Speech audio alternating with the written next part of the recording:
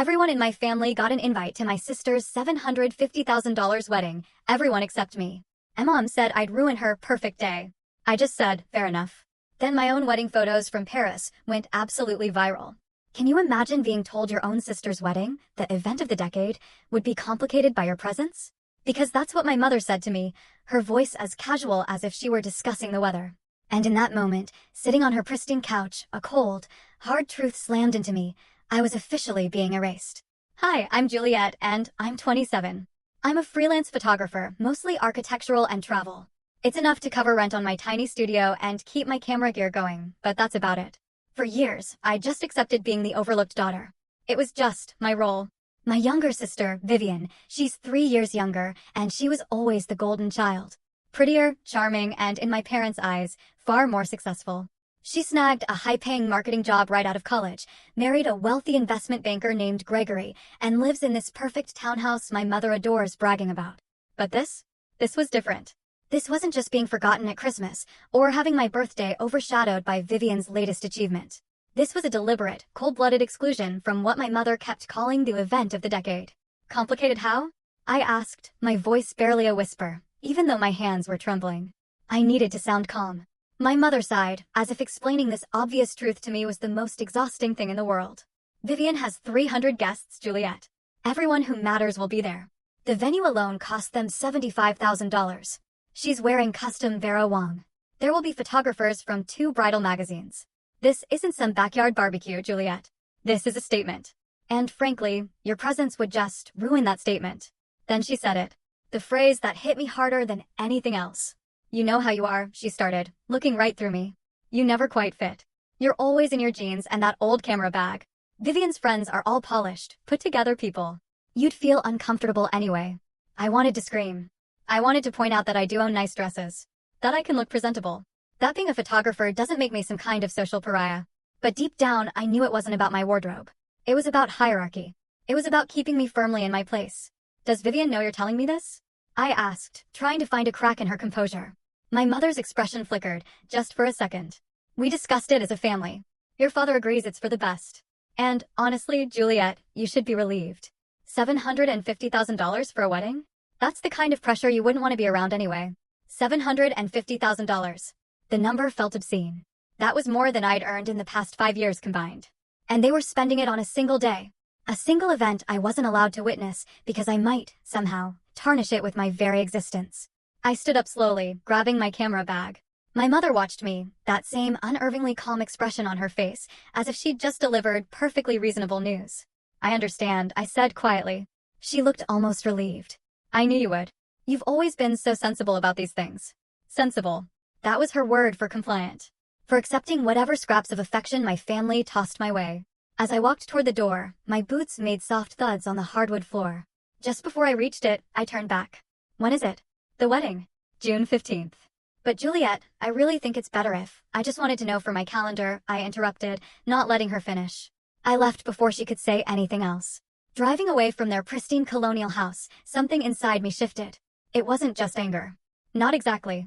It was a cold, sharp clarity. Clarity about exactly where I stood in this family, and what I was truly worth to them. June 15th. 3 months away. 3 months they would spend preparing for Vivian's perfect day, while I was expected to simply disappear. To make myself conveniently absent so nobody would have to explain why the older sister wasn't there. I pulled into a coffee shop parking lot, parked, and just sat there, staring at my phone. Then I opened my banking app. My savings account, $4,300. Not much, but it was mine. Money I'd earned through my own work, my own skill. And an idea started to form. Something reckless. Something bold. Something completely unlike the sensible, compliant Juliet my mother expected me to be. If they didn't want me at Vivian's perfect wedding, fine. But that didn't mean I had to spend that day alone in my apartment, scrolling through social media photos of an event I was banned from attending. I opened my laptop and started researching. Over the next few weeks, this crazy idea consumed me. Every quiet moment between photography jobs, I was thinking about it. Paris. I'd always wanted to go. It was one of those impossible dreams, tucked away, forever out of reach for someone like me, living paycheck to paycheck. But as I crunched the numbers, staring at my meager savings, I realized something astonishing. It was possible. Barely, but possible. Vivian and I, we actually used to be close, for a short while anyway. When we were little kids, maybe 4 or 5 years of blissful normalcy, before the favoritism became too glaring to ignore. I remember building blanket forts, sharing secrets under the covers after bedtime. But by middle school, everything shifted. Vivian discovered her power.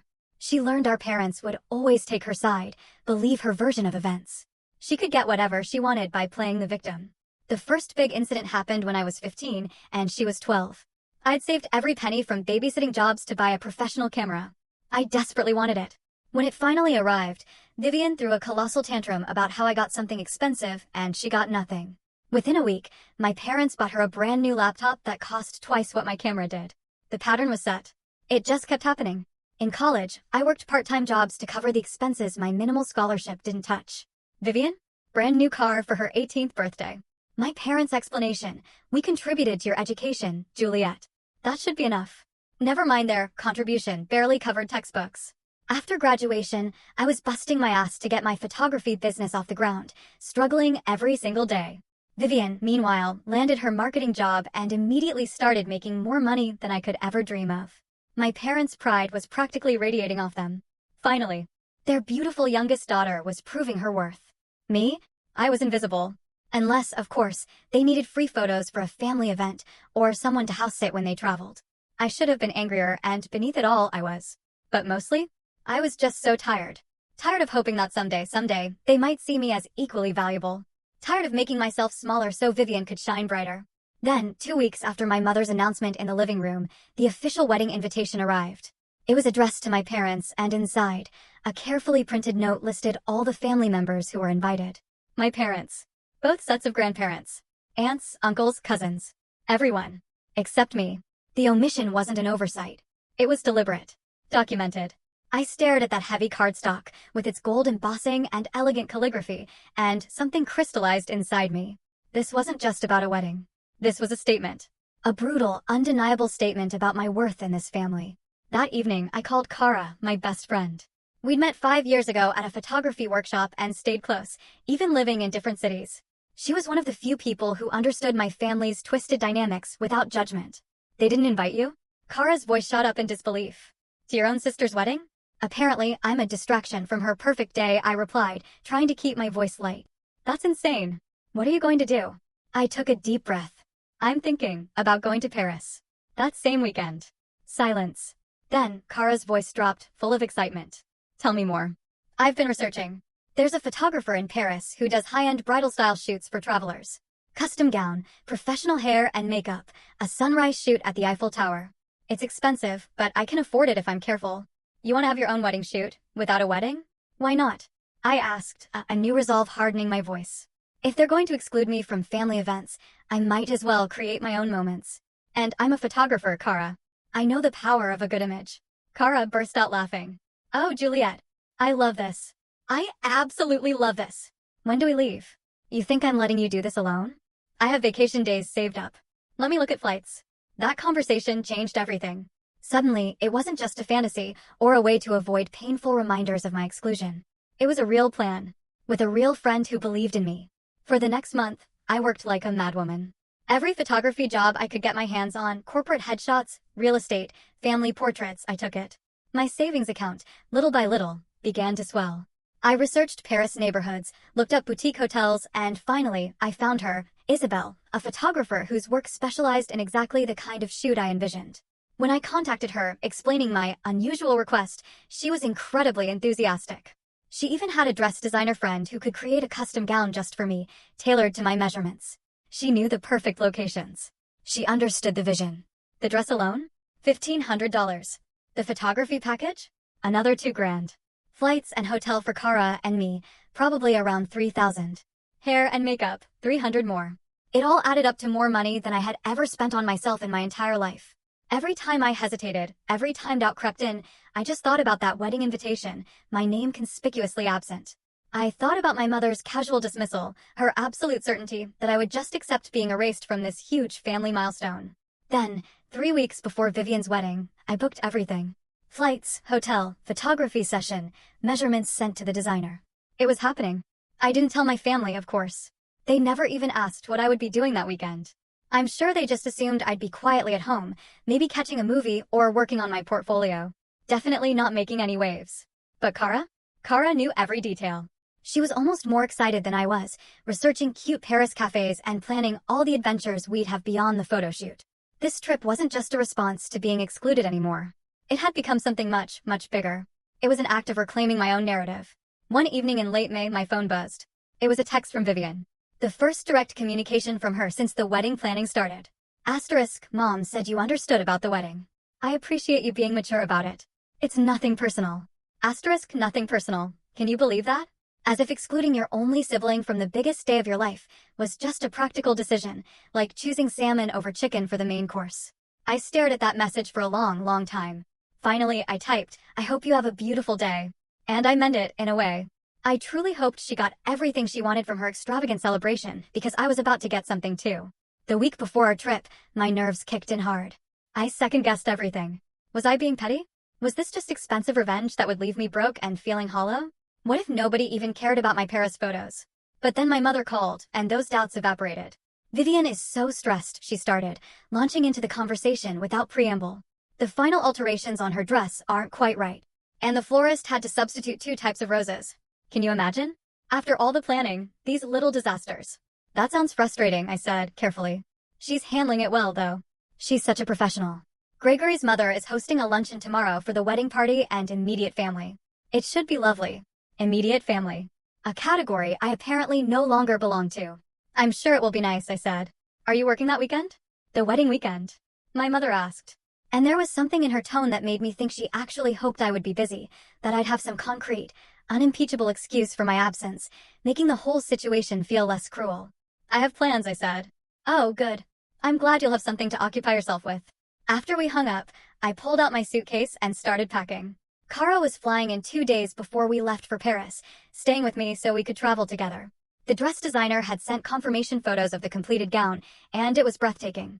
A flowing ivory creation with delicate beading on the bodice, a skirt that would move beautifully in photographs. It was everything I had envisioned and more.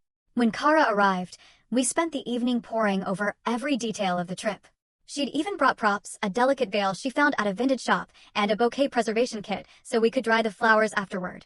This is going to be incredible, she said, scrolling through Isabel's portfolio on her tablet.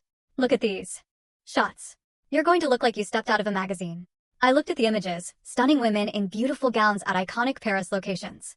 In 2 days, that would be me. The thought was both thrilling and terrifying. Do you think I'm being vindictive? I asked, a sliver of doubt remaining. Kara set down the tablet and looked at me, her eyes serious. Seriously? I think you're being human. They excluded you from a major family event and expected you to just disappear quietly.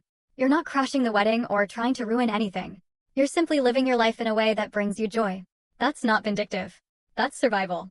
Thursday evening, we were on a plane. Friday morning, we landed in Paris. Local time.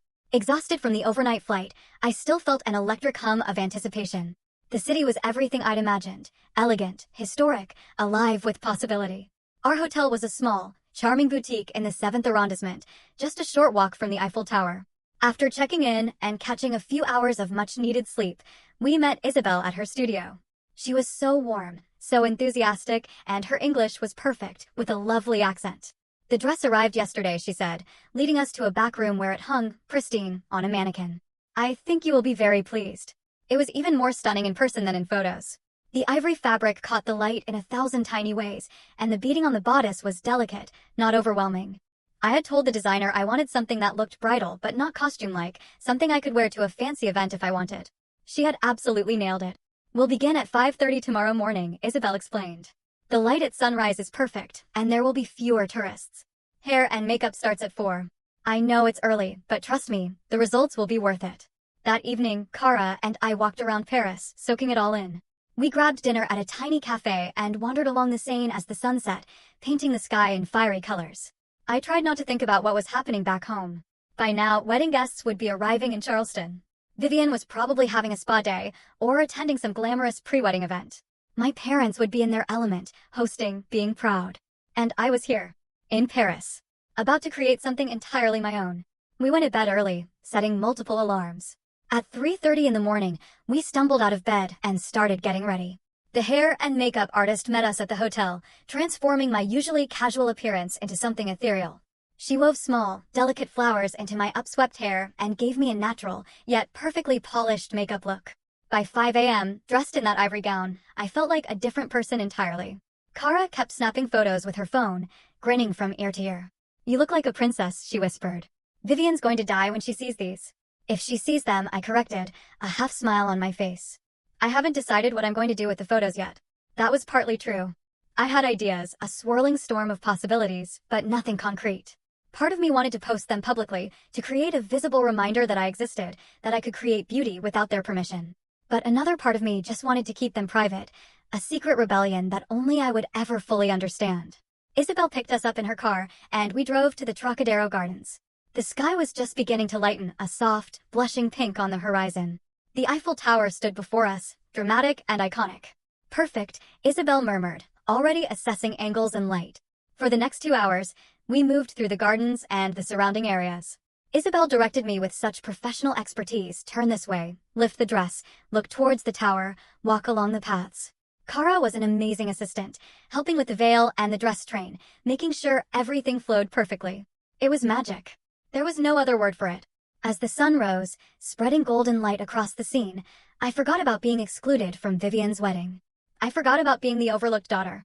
In that moment, I was simply Juliet, standing in one of the most beautiful cities in the world, looking exactly how I wanted to look. When Isabel finally lowered her camera, she was beaming. "We have something very special. I can feel it." We changed locations for a few more shots, capturing images near the Seine and at a picturesque bridge. By 8 a.m., we were finished. I was utterly exhausted, but absolutely exhilarated. Back at the hotel, I carefully changed out of the dress, hanging it where I could see it. Kara and I collapsed onto our respective beds. "That was unreal," Kara said, voice full of awe. "Seriously, Juliet, you just created art." I smiled, feeling something I hadn't felt in a long, long time. Not happiness, exactly, but validation. Proof that I could create my own beautiful moments without needing my family's approval or inclusion. My phone buzzed. A message from my mother. Asterisk, wedding day.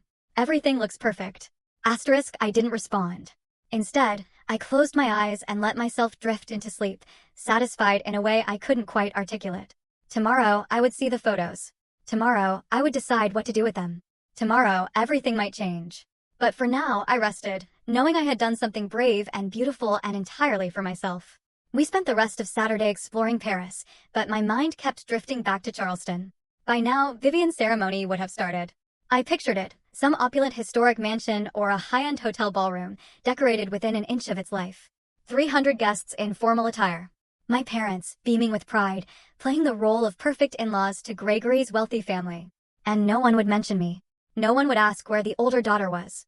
If they did, my parents probably had some vague, dismissive answer ready. "Oh, Juliet couldn't make it. Work commitments." Something that would shut down any further questions. Kara noticed my distraction as we sat at a cafe in the Latin Quarter that evening. "You're thinking about it, aren't you?" "Hard not to," I admitted. "I keep wondering if anyone even noticed I'm not there." "Their loss," Kara said firmly. "And, honestly, after what we did this morning, after those photos we're going to see tomorrow, you won. You already won." I wanted to believe her. But there was still this hollow ache in my chest that wouldn't quite go away. It wasn't exactly jealousy of Vivian's wedding. It was grief. Grief for the family relationship I had always wanted, but never truly had. Grief for being the daughter who wasn't worth including. Sunday morning, we met Isabel at her studio to review the photos. She had this huge monitor set up, and as she pulled up the first image, I gasped. It was me, but somehow, more than me. The morning light created an almost otherworldly glow. The Eiffel Tower rose behind me, perfectly framed. The dress flowed around me like water, frozen in time. My expression was serene, confident, beautiful in a way I had never seen myself before. "Keep going," Kara breathed, leaning forward, utterly captivated. Isabel clicked through image after image. Each one was stunning. Some were dramatic, with dark silhouettes against the brightening sky. Others were soft and romantic, the veil catching the breeze. There were close-ups that showed every delicate detail of the dress, and wide shots that captured the incredible scope of the location. "These are professional quality," I said, my voice catching in my throat. "These could be in magazines." Isabel smiled. "They should be. You have a gift for the camera, Juliet. Many people freeze or look artificial, but you understood the assignment. You embodied the vision." We selected the best images for final editing. Isabel promised to have them ready by Tuesday, our last full day in Paris, before our flight home Wednesday morning. As we left the studio, Kara grabbed my arm. "You need to post these." She looked at me intently. I know you're hesitant, but these are too good to keep private. I don't know, I hedged. What if it seems like I'm trying to upstage Vivian? What if it does? Kara challenged. Her voice was firm, unwavering. She excluded you from her wedding. She doesn't get to control how you spend your time, or what you share about your own life. These photos aren't about her. They're about you. We spent Sunday and Monday being tourists, visiting museums, eating incredible food. But my mind kept returning to those images. Kara was right. They were too beautiful to hide. And more than that, I had worked hard for them. I'd saved money, planned extensively, taken a huge risk. Why should I diminish my own achievement because it might overshadow my sister? By Monday evening, my decision was made. When Isabel sent the final edited images Tuesday morning, I would post one. Not to hurt Vivian, but simply to share something I was proud of. If my family had a problem with that, well, they should have thought about that before excluding me. Tuesday afternoon, the edited photos arrived in my inbox. They were even more stunning with Isabel's professional editing. The colors were rich, the lighting perfect, every detail polished. I spent a full hour choosing which one to post. Finally, I settled on an image taken right as the sun broke the horizon. I stood in profile, looking toward the Eiffel Tower, the dress catching golden light. The composition was perfect, the mood both romantic and powerful. Now, the caption. I typed and deleted several versions, trying to find the right tone. Not bitter, not angry, but confident. Finally, I settled on something simple. Asterisk, no invite needed to shine brighter. Asterisk, I stared at those words for a long time. They were pointed enough that my family would understand the reference, but vague enough that most people wouldn't. It was my truth, delivered with grace rather than rage. I posted it to Instagram at 7 p.m. Paris time, which was 1 p.m. in Charleston. Vivian's wedding had been Saturday, so by now, she'd be on her honeymoon, or at least in that immediate post-wedding glow, probably posting her own professional photos. I closed the app immediately after posting, too nervous to watch the reactions roll in. Kara and I went to dinner, trying to distract ourselves with wine and conversation. But by the time we got back to the hotel 2 hours later, my phone was exploding with notifications. The post already had over 2,000 likes, far more than anything I had ever posted before, and the comments were pouring in. Asterisk, this is absolutely stunning. Where's this dress from? I need it. Paris goals. You look like a fairy tale princess. Asterisk, I scrolled through dozens of similar comments, my heart racing. Then I saw messages from people I actually knew. Distant cousins, old school friends, even a few professional contacts. All expressing amazement at the photo. But nothing from my immediate family. Not my parents. Not Vivian. Radio silence from the people who should have cared most. It's going viral, Kara said, looking at her own phone wide-eyed. Look, someone already shared it to a wedding inspiration page. They're calling it a solo bridal photo shoot and asking if this is a new trend. I checked the share count. Already over 300 shares and climbing. Within the wedding photography community I followed online, people were talking about it. Someone had tagged several bridal magazines in the comments, suggesting they feature the shoot. This is insane, I whispered, almost to myself. This is actually going viral. Kara was grinning, a fierce, proud look on her face. You created something people respond to. This is what happens when genuine emotion meets professional quality. People can feel the authenticity. We stayed up late watching the numbers climb. By midnight Paris time, the post had 5,000 likes and had been shared over 1,000 times. A major wedding blog had already reached out asking to feature it. 2 photographers wanted to know who had shot it so they could credit Isabel. A dress designer asked about the gown. And still, nothing from my family. I went to bed that night with my phone buzzing constantly with new notifications. It should have felt triumphant. But instead, I felt strangely empty. I had wanted validation, proof that I mattered, and I was getting it from thousands of strangers. But the people whose recognition I craved most remained utterly silent. Wednesday morning, as we packed for our flight home, my post was still gaining traction. Overnight, it had been picked up by a major lifestyle website with millions of followers. They'd written a short article about the solo wedding shoot trend, taking social media by storm, featuring my photo prominently. The numbers were staggering now, over 15,000 likes, nearly 5,000 shares, comments in multiple languages. People were asking where to book similar shoots, tagging friends, sharing their own stories of being excluded from family events. I had unintentionally tapped into something so much bigger than my personal grievance. It resonated with anyone who had ever felt overlooked, dismissed, or excluded. On the flight home, exhaustion finally caught up to me. I slept most of the way, my phone on airplane mode to avoid the constant barrage of notifications. Kara kept checking her phone during layovers, giving me updates. A bridal magazine wants to interview you, she reported, at our connection in New York. And someone from a morning show reached out. They want to do a segment on solo celebration shoots. That's crazy, I said, barely coherent. I'm not qualified to speak about trends. I just wanted nice photos. You started something, Juliet, Kara insisted, a fierce pride in her voice. Whether you meant to or not. We landed back in Charleston late Wednesday evening. My phone was a firestorm of missed calls from my mother and a string of frantic texts from Vivian. I didn't read them on the ride home. Too tired to deal with whatever storm was brewing. Thursday morning, I woke up in my own bed to my phone ringing. My mother. I considered ignoring it, but after the fourth call I answered. Juliet, what on earth were you thinking? Her voice was sharp, laced with pure, unadulterated anger. Good morning to you too, I said, sitting up, my own anger bubbling to the surface. Don't be flippant. You posted that ridiculous photo during Vivian's wedding weekend. Do you have any idea how inappropriate that was? I posted it on Monday, I corrected, my voice steady. 2 days after the wedding. It doesn't matter when you posted it. It's everywhere now. People keep sending it to Vivian, asking if you're her sister, asking why you weren't at the wedding. You've completely overshadowed her special day. A surge of white-hot anger shot through me. Her special day? The wedding I wasn't invited to? We explained the situation, she continued. This was Vivian's time to shine. And you couldn't even give her that. You had to make it all about yourself. I went to Paris, I said, my voice dangerously calm. I took photos that I'm proud of. I posted one picture to my personal Instagram account. How is any of that about Vivian? Because the timing, she practically shrieked. The timing was the only weekend I could afford the trip. I interrupted, my own voice rising now. Or did you expect me to schedule my entire life around an event I wasn't allowed to attend? Silence on the other end. Then, tightly, Vivian is very upset. Vivian excluded me from her wedding, I countered, the words finally pouring out, years of resentment behind them. Without a conversation, without an explanation. I'm sorry if my life existing publicly upset her, but that's not my problem. This is exactly why we didn't invite you. My mother snapped, her voice trembling with fury. This kind of attitude, this need for attention. You've always been jealous of your sister. I have never been jealous, I said, and I meant it with every fiber of my being. I've been hurt. I've been dismissed. I've been treated as less important my entire life. But I'm not jealous. And I'm done apologizing for existing. I hung up before she could respond. My hands were shaking. In all my years of accepting their treatment, I had never directly confronted my mother like that. It felt simultaneously empowering and terrifying. Within an hour, Vivian called. I almost didn't answer, but curiosity won out. You sabotaged my wedding, she said immediately, her voice thick with what sounded like tears, or pure rage, or both.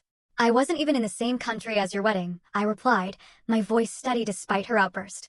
You know what I mean. Everyone is talking about your stupid Paris photos instead of my wedding. I spent 3 months planning every single detail, and you ruined it with one attention-seeking post.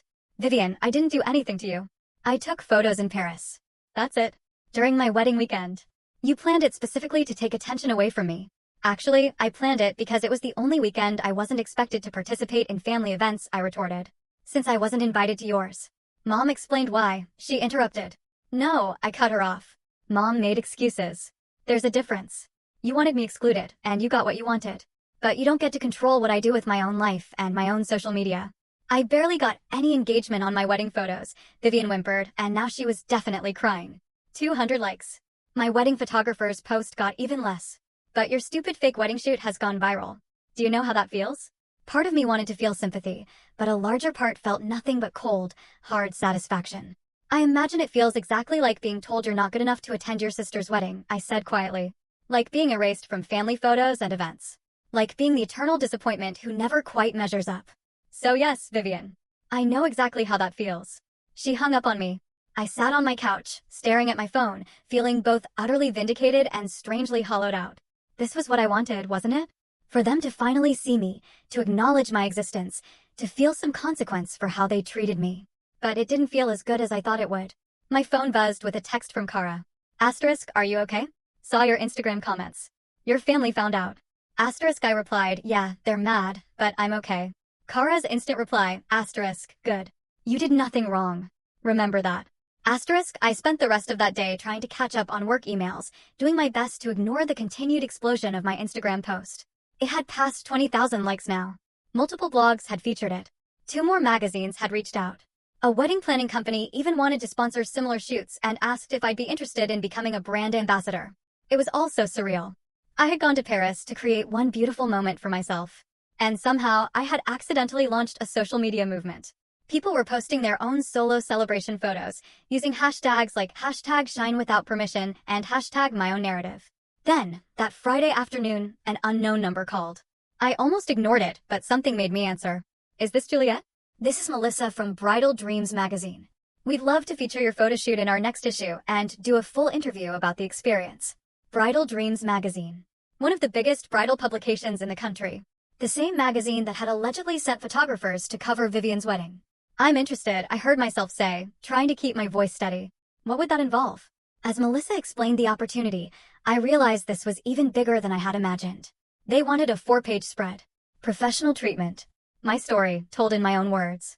They were calling it a new kind of celebration, when you're your own guest of honor. After we hung up, I sat in stunned silence. Then I started laughing. Not cruel laughter, but the kind born from disbelief and pure, unadulterated irony. Vivian had spent $750,000 to get magazine coverage for her wedding, and I had accidentally gotten it with one Instagram post and a $5,000 trip to Paris. The magazine interview was scheduled for the following week. In the meantime, my Instagram post continued its mind-boggling trajectory. It hit 40,000 likes, then 60,000. Brands started reaching out, offering sponsorships and collaborations.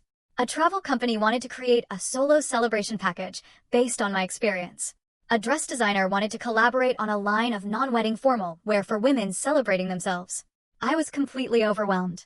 I was a freelance photographer who could barely afford rent, and suddenly I had opportunities that could change my financial situation entirely. But more than the money or attention, I felt seen. Thousands of people understood what I had done and why it mattered. My family, however, was spiraling. Saturday morning, my father called. Unlike my mother, he wasn't yelling. He sounded utterly exhausted, defeated. Juliet, can we talk in person? I agreed to meet him at a coffee shop near my apartment that afternoon.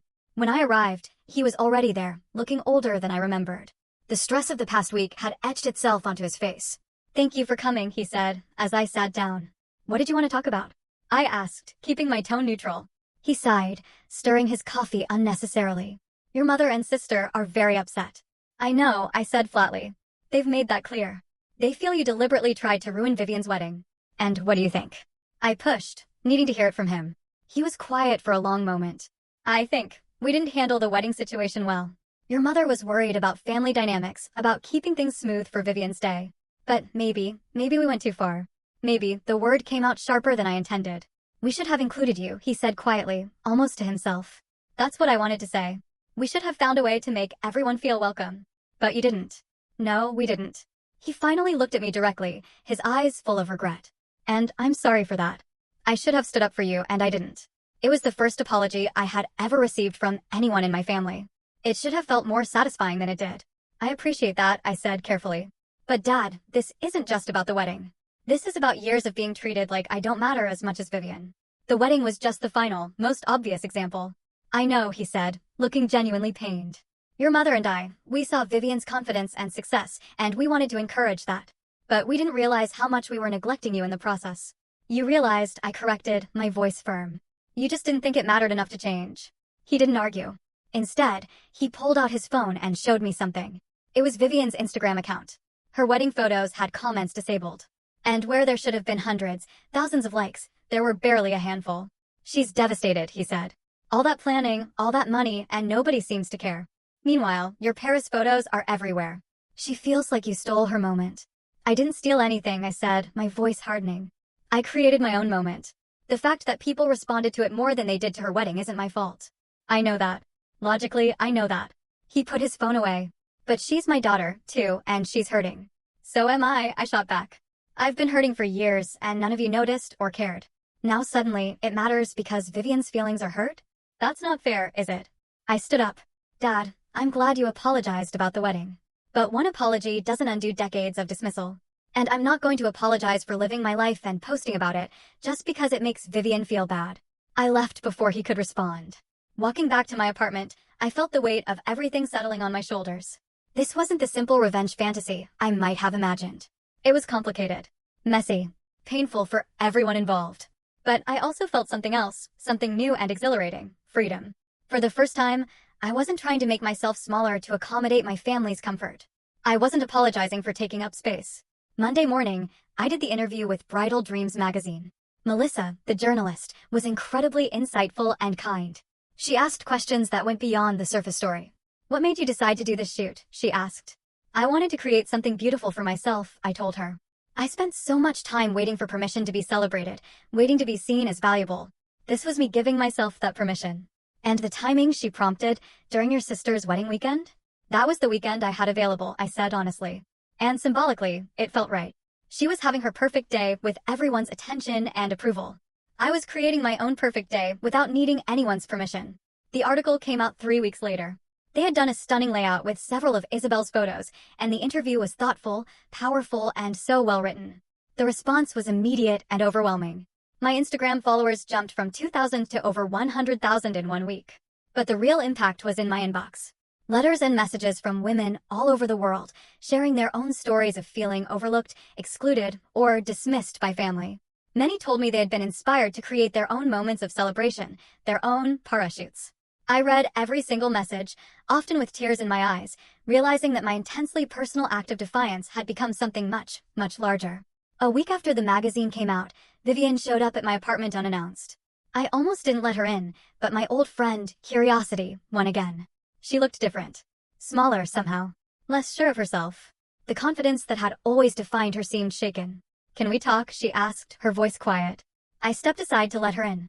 We sat in my small living room, an awkward, heavy silence stretching between us.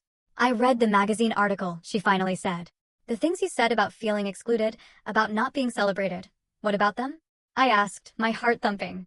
I never thought about it like that," she stammered. "From my perspective, I was just living my life, being successful, getting what I worked for." "I didn't realize," she trailed off, looking deeply uncomfortable. "Didn't realize what, Vivian?" I pressed. "That you felt so invisible? That we made you feel that way?" I waited, saying nothing, giving her space to respond. "I'm not apologizing for my wedding," Vivian continued, some of her old defensiveness returning. "Or for my life. But I am sorry that you felt excluded for so long, that you had to go to Paris alone to feel celebrated. It wasn't a perfect apology. It was wrapped in defensiveness and qualifications, but it was something." "Thank you," I said simply. "Are we ever going to be okay?" she asked, her voice small. "As sisters?" I thought about that for a long moment. "I don't know, Vivian. Maybe. But it would require you actually seeing me as an equal, not as someone who exists in your shadow." She nodded slowly. "The thing is, your Paris photos proved you were never in my shadow. You just made it look that way, by staying quiet." She left shortly after, and I sat in my apartment, thinking about her words. She wasn't entirely wrong. I had made myself smaller for years, accepting the role of the overlooked daughter because it seemed easier than fighting. But I wasn't that person anymore. The opportunities kept coming. By the end of the month, I had signed a contract with a luxury travel brand to create content for their Solo Celebration campaign. The payment was more than I had made in the previous 6 months combined. A boutique hotel chain reached out about an ongoing partnership. 3 different photography workshops wanted me to teach sessions about creating viral content with authentic storytelling. My financial situation transformed overnight. For the first time in my adult life, I wasn't worried about making rent. I wasn't calculating whether I could afford groceries and camera equipment in the same week. The irony wasn't lost on me that my family's exclusion had inadvertently launched my career in a way years of hard work hadn't managed to achieve. But the most satisfying development came from an unexpected source. The photographer who had been hired to shoot Vivian's wedding reached out to me directly. Her name was Catherine, and her message was professional but pointed. "I wanted to introduce myself," she wrote. I was contracted to photograph your sister's wedding and provide images to Bridal Dreams magazine for their coverage. However, after your parachute went viral, the magazine decided to cancel the planned feature of Vivian's wedding. They said the narrative had shifted to solo celebrations, and a traditional, high-figure wedding no longer fit their editorial direction. "I thought you should know, as it seems your family has been blaming you for the lack of coverage." The truth is, the magazine made a business decision based on what their readers were responding to. Your parachute simply resonated more than a conventional luxury wedding. I read that message 3 times, processing the implications. Vivian hadn't just lost social media engagement. She had lost the magazine feature she had apparently been counting on, the one my parents had probably used to justify the enormous expense. I should have felt triumphant. Instead, I felt something more complex. Not quite guilt, but an awareness of the collateral damage my one decision had created. I hadn't meant to cost Vivian her magazine feature. I had simply posted a photo I was proud of. But intentions didn't change outcomes. That evening, my mother called again. This time, her tone was different.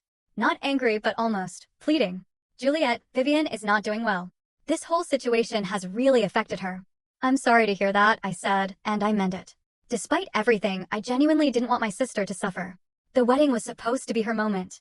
She planned everything perfectly, spent so much money, and now people don't even remember it because of your Paris photos.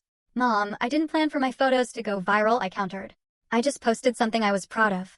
But you had to know, she insisted, her voice rising again. You're a photographer. You understand social media.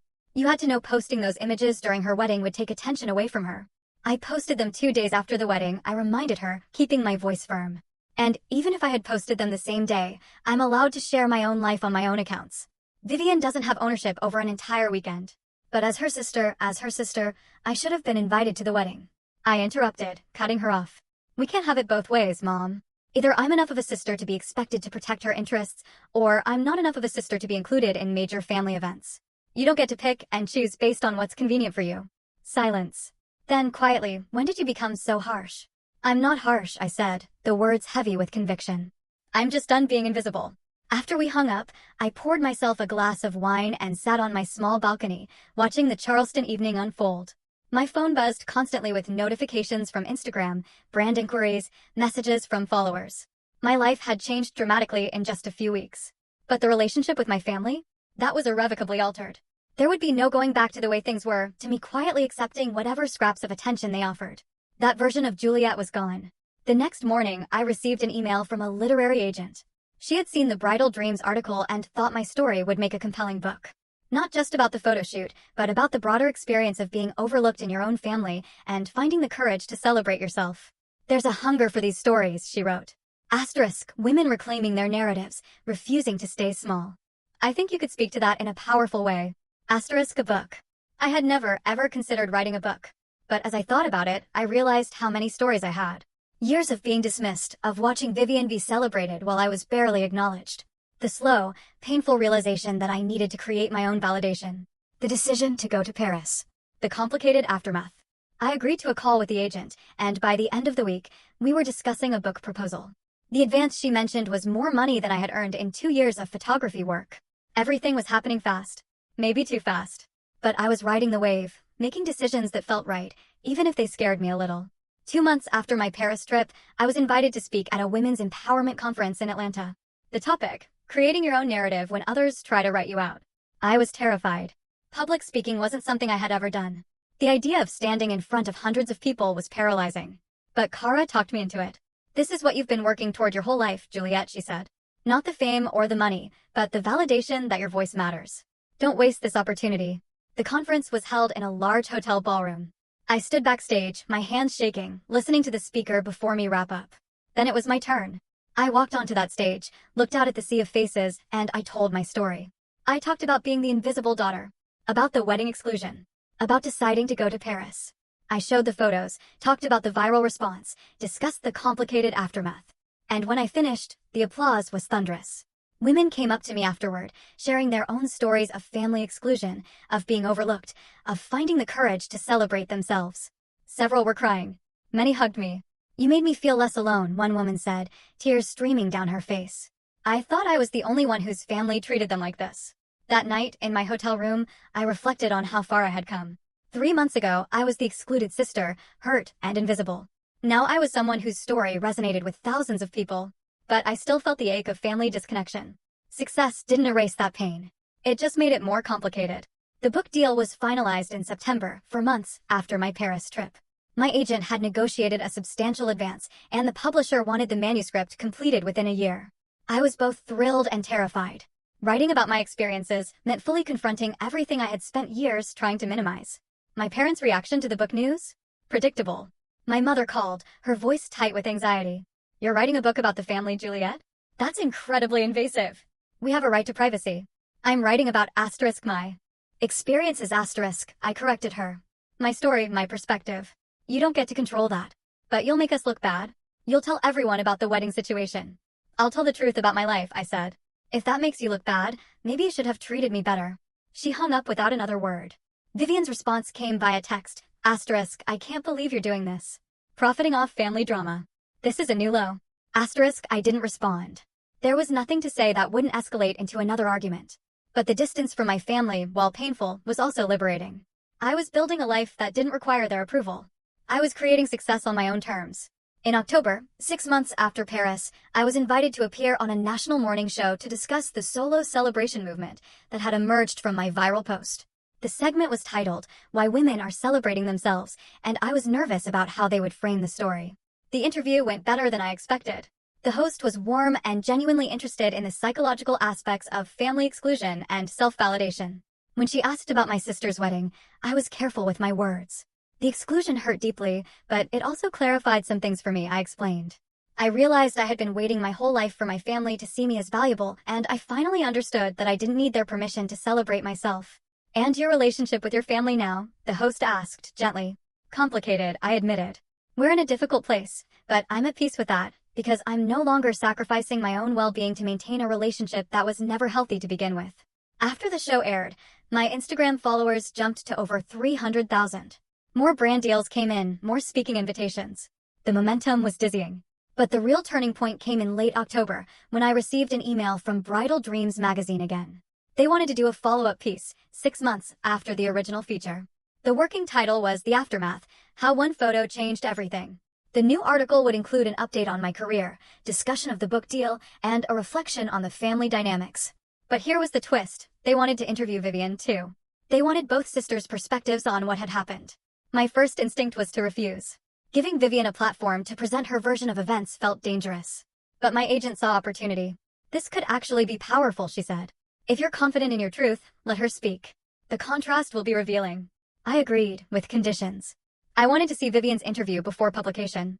I wanted the right to respond to any false claims. The magazine agreed. 2 weeks later, they sent me the transcript of Vivian's interview. I read it with a mixture of anger and sadness. She portrayed herself as the ultimate victim of my jealousy. Someone whose perfect day had been deliberately sabotaged by a bitter older sister. She claimed I had always been envious of her success, that I had posted the Paris photos specifically to hurt her, that my entire Paris trip was calculated revenge. But what struck me most was how little accountability she took. In her version, she bore no responsibility for the exclusion. That was entirely my parents' decision, and she had simply gone along with it. The lack of empathy in her words was stark. I wrote my response carefully. I didn't attack Vivian directly.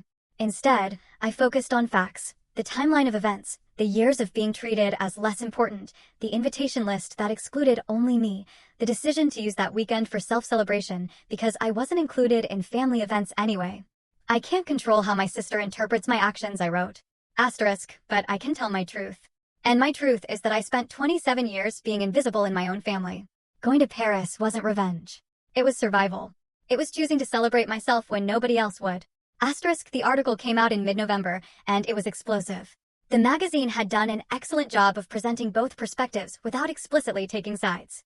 But the reader comments made it clear who they believed.